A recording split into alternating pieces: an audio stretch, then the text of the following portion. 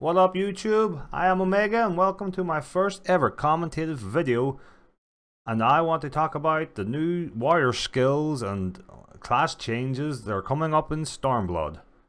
Well, first thing you notice is that Wrath and Abandon have been removed in replace of this meter bar. I'm not 100% sure what it's actually called, but basically it goes from 0 to 100 and you build it up the same way you would do Wrath and Abandon by using your combos. Butcher's Block, Path give you 10 stacks of this bar up to 100, but Path gives you 20. That's very critical to the reason why I'm making this video. In this video, Yoshi shows you how to do 5 fell cleaves in a row, but I have worked out that it's actually possible to do 6 fell cleaves in a row. Well, when we get to that part of the video, we'll soon see it, but it should come up very soon here. But let me just go over some of the other skills first. Well, first you would notice the Maim. Maim does not give you damage up. Maim now puts a debuff on the enemy, and I now gives you a buff, not the enemy. So they're sort of switched around, but I do believe they do the exact same things as they did before, just switched around. I believe that the debuff on the enemy makes them take more damage, and I now increases your damage. So it's basically just like they switched them around. I'm not sure why they kept the same icons if they switched them around and if they do the exact opposite thing. But that's neither here nor there. Now, all this information I've got is coming directly from this video. It's totally up for debate and completely interchangeable.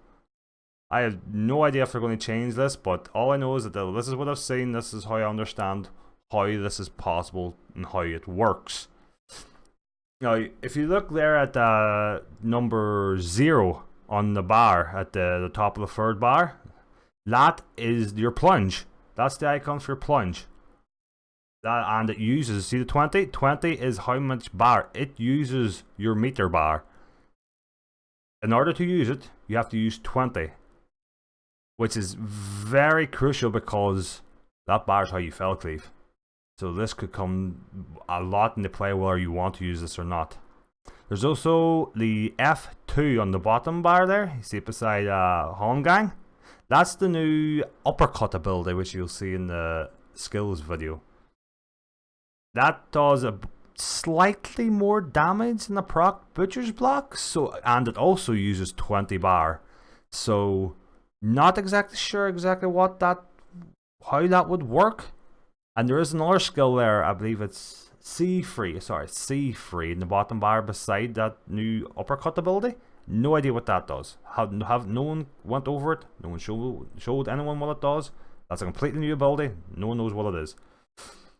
But now Yoshi is going to attack this guy and set up a stack. So first thing you do, if you want to do 3 fell cleaves, is get your bar up to 100.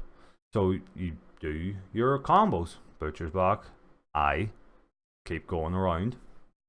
Spam one or the other, whatever you want. But what Yoshi won't do, and what he should have done, is proc a Storm's Path. Now Storm's Path gives you 20 of the bar instead of 10, where Butcher's Block and I give you 10. Path gives you 20, which is very crucial, because if you look beside Infuriate on the third, or bar 4, at the very end beside Infuriate, you see a new icon. It's A9, I believe it is. It's very blurry. That halves the cost of all the abilities that use the bar. As I said before, the new plunge costs 20, the uppercut costs 20, fell cleave decimate costs 50. That buff, which is the buff they showed in the screenshot, by the way, it's like the different type of Infuriate. What it does is it halves the cost. So fell cleave costs 25. Now if you have a bar of 100 and fell cleave costs 25, that means you can do fell cleave 4 times. But then you can Infuriate. Infuriate gives you 50 of the bar. which means you can do it another 2 times. But the ability itself costs 20. So it means once you have your bar up to 100, you use your ability to lower the cost of fell cleave to 25, but it costs 20 itself, which brings your bar down to 80. You could only possibly do 5 fell cleaves. So that is why you leave your procced Storm's Path. So you use that ability, takes it down to 80, use your proc Storm's Path, takes it back up to 100, and then you proceed to do your 6 fell cleaves. Now I can't see any reason why this wouldn't work, because the buff itself lasts for 20 seconds, which halves the cost, and 20 seconds is more than enough time to do the path plus 6 fell cleaves.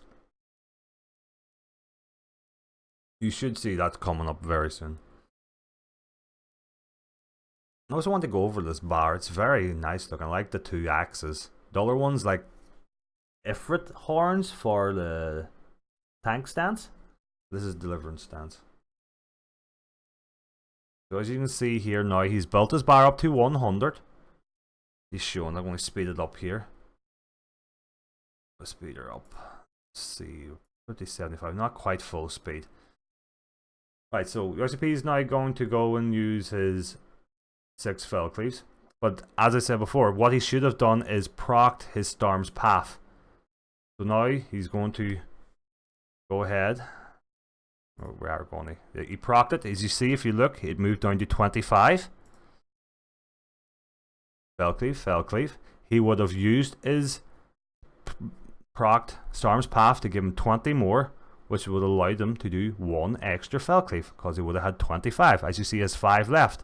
The procced Storm's Path would have given him an extra 20. That's 6 fell cleaves. Well, that is basically what I've got.